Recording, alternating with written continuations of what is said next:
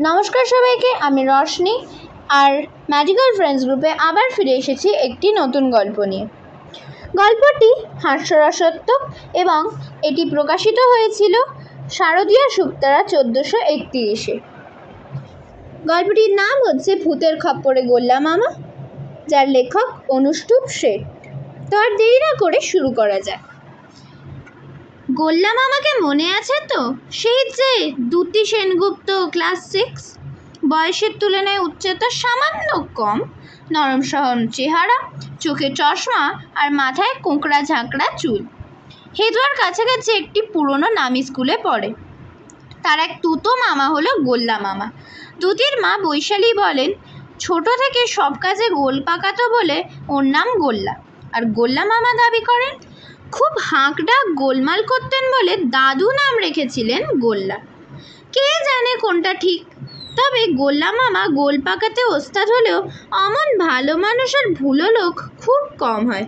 খালি একটা ব্যাপার যাচ্ছে তাই, দ্যুতির এত সুন্দর নামটাকে কিনা ধুতি বলে রাখবে, সমানে পিছনেও লাগবে। অথচ দ্যুতি পড়াশোনা, গান, ছবি আঁকা সব কত মন দিয়ে করে। দ্যুতিদের বাড়িতে গোল্লা মামার উপস্থিতিও যখন তখন। দ্যুতির বাবা দেবদত্ত তো মুখিয়ে থাকেন শ্যালকটির জন্য। বৈশালীও খুব ভালোবাসেন এই ভাইটিকে। আজও তেমন আচমকাই এসে হাজির হয়েছিলেন তিনি। দ্যুতিবাবু, কি করছো? হাঁক ছেড়ে ঘরে ঢুকলেন। দ্যুতি ভাবছিল, কে বলবে এই চোস্ট ফিটফাট স্মার্ট দেখতে লোকটায় গত সপ্তাহেই ফেরার পথে পাড়ার জগন্ময়ী ভাণ্ডারে ঢুকে 5 কিলো পোস্ত খেয়েছেন। তারপর দোকানদারের ব্যথিত বদন দেখে সামলে নিয়ে বলেছিল, না না 5 না 3 কিলো। চা খেতে খেতে দেবদত্ত বললেন, তা ভায়া, এবার তো পুজোয় বেড়ানো নেই। রূপু দিদির এবার ক্লাস 10, অতএব আর বেড়ানোর কথা তো নেই। তাকে রেখে মামিমাও যাবেন না। এদিকে দেবদত্তর পুজোর পরপরই একটা তুর্কি নাচন ট্যুর পড়েছে, কাজেই তিনিও ওই কটা দিন আর বেরোতে রাজি নন। এবার তাই নো বেড়ানো। কিন্তু ওদের অবাক করে দিয়ে গোল্লা মামা বেশ কাঁচুমাচু গলেই বললেন, যেতে হবে বুঝলেন। আমি নাকি হইহট্টগোল করে রূপুর পড়ায় ব্যাঘাত ঘটাই।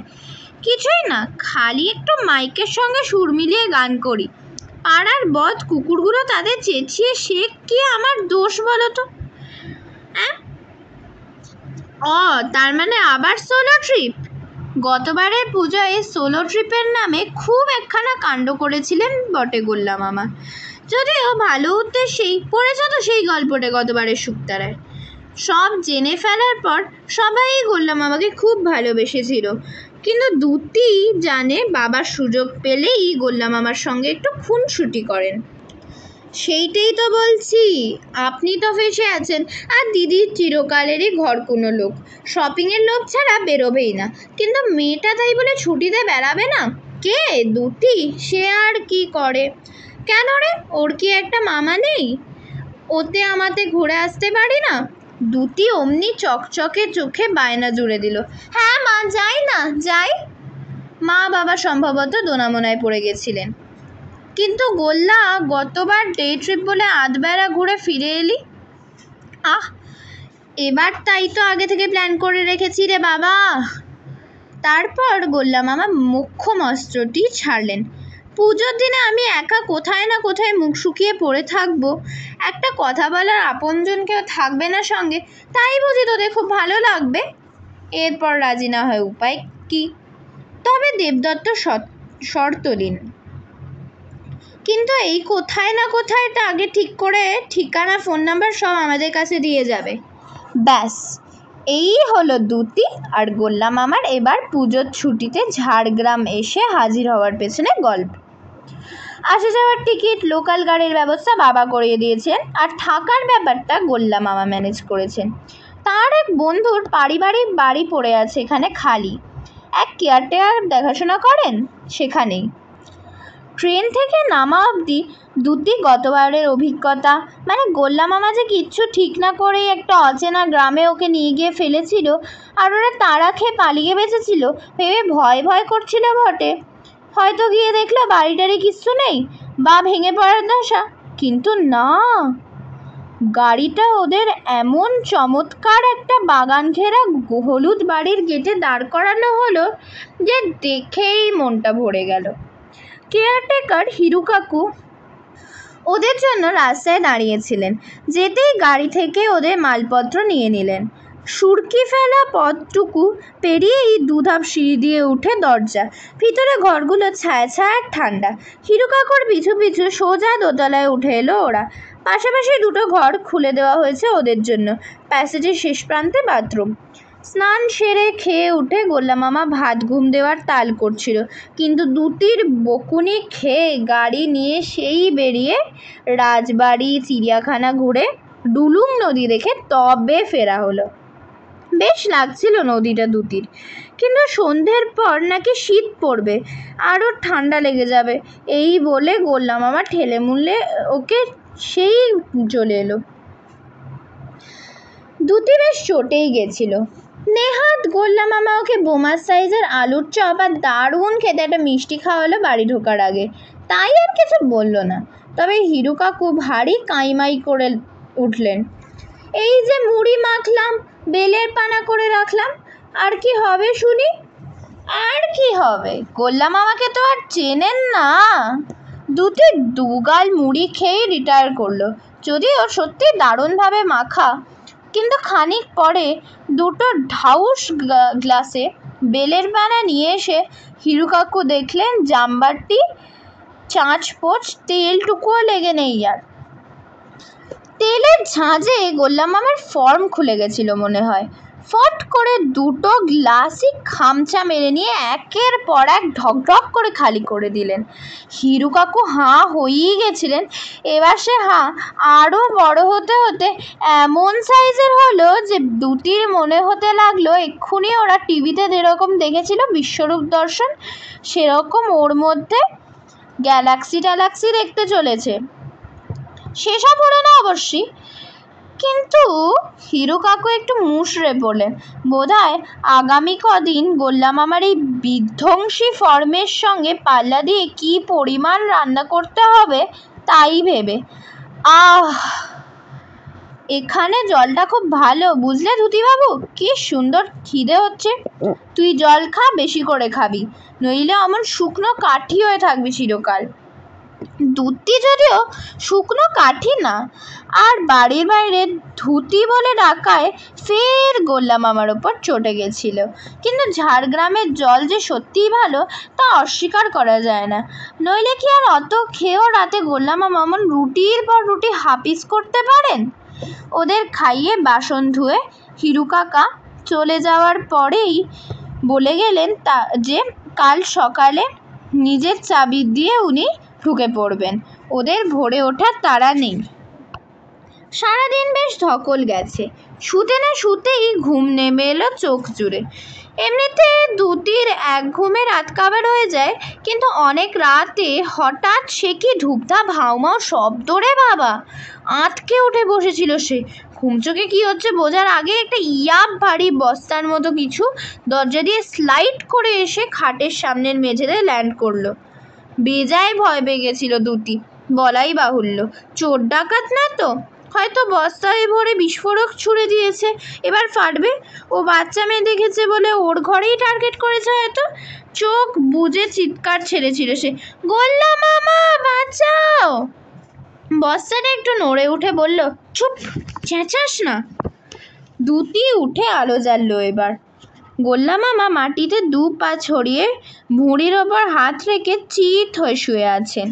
আলো জ্বলতেই টপ করে উঠে বসলেন, তারপর চোখ বড় বড় করে বললেন, শোন, কেলেঙ্কারি ব্যাপার, বাড়িটায় ভূত আছে, দরজা বন্ধ করে রাখ। মানে? মুখে বললেও দরজা এঁটে দিয়েছে দুটি সঙ্গে সঙ্গেই। আরে সে যে কি ভয়ঙ্কর ব্যাপার, ওরে বাবা রে! ও দুটি, আমি এখানে বসে রইলাম বুঝলি বাকি রাতটুকু, আর ওদিকে যাচ্ছি না, কাল সকালেই আমরা পালিয়ে যাবো এখান থেকে। দুটি বলল, কি হয়েছে বলো তো, নাকি সর্বক্ষণ তুতলেই যাবে?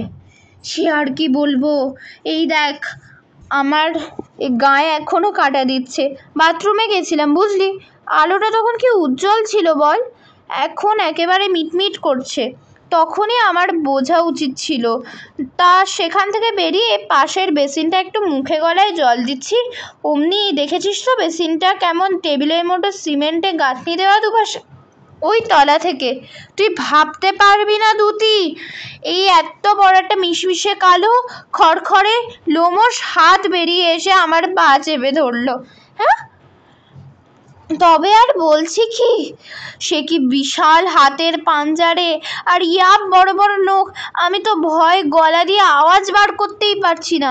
আর বুঝলি কেমন ভিজে ভিজেও হাতটা, চটচটে, যেন রক্ত মাখা। দ্যুতির ভয় করছিল শুনে ক্ষীণ গলায় বলল, তারপর? তারপর আর কি, সে হাত তো আমায় ধরে ফেলেছে, কি জোর তার গায়ে, আমার পুরো পা যেন অসাড় হয়ে গেল। খালি ভাবছি এই বুঝি পড়ে যাব আর ধারালো নখে ফালা ফালা হয়ে যাব, তারপর ভূতে আমার ঘাটটি মটকাবে, কিংবা কত যুগের অতৃপ্ত এক পিশাচ আমায় কড়মড় করে খেয়ে ফেলবে। হায় হায়, আমায় পিশাচে খেলে দ্যুতি বেচারি বাড়ি ফিরবে কি করে? দ্যুতি গলা শুকিয়ে কাঠ হয়ে গেছে, বুক ধড়ফড় করছে, গলা দিয়ে তারপর গোছের একটা শব্দ বেরোলো খালি। তারপর যেই না তোর কথা মনে পড়েছে অমনি প্রাণে একটা জোর এসে গেছে বুঝলি। যতই হোক তোকে তো আর আমি একা ফেলে এখান থেকে মরে যেতে পারি না। দিয়েছি একটা রাম ঝটকা, কী সব পড়ে টরে গেল টেবিল থেকে, আর ভূত না পিশাচ কি জানি কি সেটা চেঁচিয়ে উঠলো। ওহ, সে একেবারে রক্ত জল করা চিৎকার। আর থাকে, আমি পাই পাই করে ছুটে এসে তোর ঘরে ঢুকেই না পড়ে গেছিলে না, না মানে খাটের তলায় ঢুকে গেছিলাম, বড্ড নিচু খাট, তার মধ্যে তুই আবার উঠে ডাকাডাকি জুড়লি। এত বিপদেও দ্যুতির মনে হলো গোল্লা মামা ভাগ্যিস খাটির নিচে ঢুকতে পারেনি, ঢুকলে নির্ঘাত ভুঁড়ি শুদ্ধ আটকে যেতেন, ওকেই আবার টেনে বার করতে হতো। ফিক করে হেসেও ফেলেছিল সে। আমি ভূতের হাতে মারা যাচ্ছিলাম আর তুই কিনা হাসছিস। দুটি তাড়াতাড়ি বোঝাতে যাচ্ছিল, এমন সময় ওদের ঘরের দরজায় কে যেন ধাক্কা দিল। গোলা মামা দুটিকে জাপটে ধরে রাড়ারাড়া করে ম্যালেরিয়া রোগীর মতো কাঁপতে লাগলো। দুটিরও আতঙ্কে গা হিম হয়ে আসছিল, আর সঙ্গে হাসিও পাচ্ছিল। গোলা মামা যেভাবে রাম আর বলতে পারছেন না সেটা বড্ড হাস্যকর বটে। অমন বিচ্ছিরি খ্যাস খ্যাস আওয়াজটা কিসের হচ্ছিল? কল্পনায় দ্যুতি বেশ দেখতে পাচ্ছিল একটা রক্তমাখা লোমশ হাত ওদের দরজায় হাত বুলিয়ে দিচ্ছে, খোলা যায় কিনা, তার জিঘাংসা ভরা মুখ, ঠোঁট বেয়ে রক্তের ধারা গড়িয়ে পড়ছে, না জানি কাকে খেয়ে এসেছে একটু আগে, জিভ চাটছে লুপ ভঙ্গিমায়। দ্যুতিও ভয়ের চোটে গোল্লা মামাকে আঁকড়ে ধরলো। সব চুপ, তবে কি ভূতটা চলেই গেল? রেহাই দিল নাকি ওদের? পরক্ষণেই দ্যুতির মাথা থেকে পা অবধি শিউরে উঠল। নিচে একতলা থেকে একটা অদ্ভুত শব্দ ভাসছে না, কে যেন ভীষণ রাগে সব ভাঙচুর করছে, সেই সঙ্গে একটা কান্নার আওয়াজ না? মা গো! গোল্লা মামা মনে হয় অজ্ঞানী হয়ে গেলেন এবার। দ্যুতির কান্না পাচ্ছিল, কিন্তু তারপর আবার সব চুপচাপ হয়ে গেল, একদমই চুপ। অনেকক্ষণ অপেক্ষা করেও কিছু শুনতে পেল না ওরা। বাকি রাতটা আর ঘর থেকে বেরোনোর সাহস হলো না কারোরই। দ্যুতিরই খাটের পাশে মেঝেতে চাদর পেতে গোল্লা মামাও শুয়ে পড়লেন। ততক্ষণে দুজনেরই মনস্থির করা হয়ে গেছে, এখানে আর এক রাত্রিরও নয়। ভয়ে উৎকণ্ঠ হয়ে থাকতে থাকতে ঘুম এসেছিল অনেক দেরিতে, ফলে বেলা 9টার পরেও হিরু কাকা দরজা ধাক্কাতে তবে সে ঘুম ভাঙল দ্যুতির। গোল্লা মামা তখনও নাক ডাকাচ্ছেন। হিরু কাকু বেজায় অবাক হয়েছিলেন গোল্লা মামাকে ওখানে দেখে, কিন্তু দ্যুতির মুখে সব কথা শোনার পর তার ঘণ্টাখানেক পরে ফিটফাট করে গোল্লা মামা নিচে নেমে এলেন। দ্যুতি তার আগেই রেডি হয়ে এসে দুধকলা আর পরোটা আলু ভাজা খেতে লেগে গেছিল। গোল্লা মামা একটা চেয়ার টেনে বসেই ভয়ঙ্কর ভ্রুকুটি করে বললেন, তুম কিউ নাহি বাতায়া যে ঘরে ভূত আছে? আমাদের প্রাণ যাচ্ছিল আর একটু হলেই। হিরু কাকু মুচকি এসে বললেন, ওইটা বলা হয়নি আর কি। জানলা খুলেছিলেন কেন খামোখা? গোল্লা মামা বেকুবের মতো চেয়ে থেকে বললেন, জানলা তো খুলে সব বেশ রেলিং আছে আর মশারি থাকতে মশা কি করবে? তাতে কি হলো? ওই তো ওখান দিয়েই ঢুকেছে। ভূত জানলা দিয়ে ঢুকেছে? আচ্ছা, আপনি আমায় কি পেয়েছেন বলুন তো? বিশ্বাস করতে হবে যে জানলা না খুললে ঢুকতো না।